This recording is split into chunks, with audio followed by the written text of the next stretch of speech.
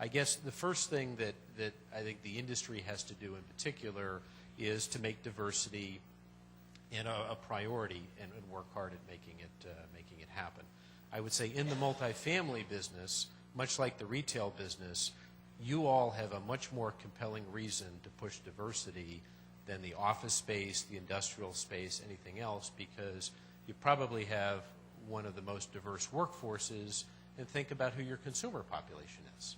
For you not to have diversity, representation at the board level and the senior management level is silly relative to the business you're in every day. So if there's ever a compelling reason to do it, it clearly is in the multifamily space. I think I'd make a couple of other observations. You know, are we better today than we were 10 years ago? I would say yes. Do we have a long way to go? I think absolutely. And where it's got to start is if you don't have enlightened CEOs like Rick and like Tom Bizzuto, and they're in the minority, you've got to start at the board level. Okay? There's an organization which I don't know if many of you know, but its name is Catalyst, and they really focus on diversity-related research. And they don't do much in our space, but they obviously do corporate America. And they have reached certain conclusions, which I think are generally underwritable. One is that there's a correlation between diversity representation on the board and diversity representation on the management team. So if you don't have as enlightened a CEO, it really has to start at the board level, and then the board has to obviously encourage the CEO and the senior management team to focus on the issue of diversity. And I think, as I said before, it makes good business sense. Now, the issue is, assuming you've got that endorsement and support from the board, how do you effectuate it?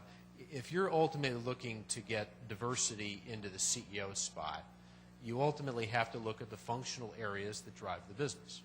And I would generally say, you're going to focus on, if you look at most of the CEOs in the business, unless they're in a third-party property management business, most of them have come up the investment side. Okay, so if you're looking at growing diversity candidates into leadership roles, you have to put them into functions that ultimately drive the business. You look at Connie Moore at BRE. Connie started off in the investment side of the business. Daryl started off in the investment side of the business. So as you're doing your management development and you're doing your succession planning, you need to think about the functional area that drives the business and to make sure that you have diversity representation in those particular arenas. In the REITs today, a lot of the succession is coming out of the CFO chair. Okay, if you've got a capital markets-oriented CFO and a good strategic vision, well, that's an important, position, probably to make sure you've got some diversity candidates coming up, in line. So as you think about promoting diversity within your companies, you can't put all your diversity candidates in property management. Okay, because unless those people are ultimately going to be candidates to be CEO, chances are they probably will not be. It's not terribly productive. So, it requires work, it requires thoughtfulness. I would say, if you're looking for diversity candidates today, the biggest pool is typically with, Daryl came out of Continental Bank. Most of the big publicly traded financial services companies are probably the best grooming grounds for diversity candidates, whether they come out of a lending background, an investment background.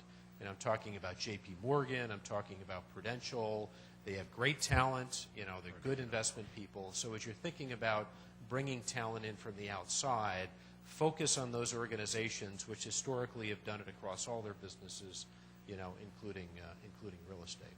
So just a couple of things to think about, but at the end of the day, it is all about focus.